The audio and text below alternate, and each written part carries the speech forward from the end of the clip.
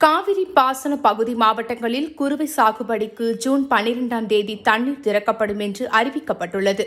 மேட்டூர் அணையில் நீர் இருப்பு மற்றும் நீர் வரத்தும் பாசன பகுதி விவசாயத்திற்கு சாதகமான அளவில் இருந்து வருகின்றன.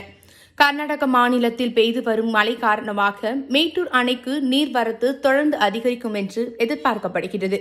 நீர்வரத்து அதிக அளவில் வரும் நிலையில் எந்த நேரத்திலும் மேட்டூர் அணையிலிருந்து பாசனத்திற்கு தண்ணீர் திறக்க வாய்ப்புள்ளது என்று எதிர்பார்க்கப்படுகின்றன.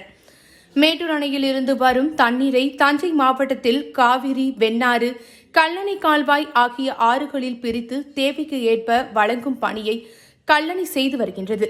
மேட்டூர் அணை தண்ணீரை எதிர்நோக்கி கல்லணையில் பாலங்கள் புது வர்ணம் பூசப்பட்டு புது பொலிவுடன் காட்சியளிக்கின்றன.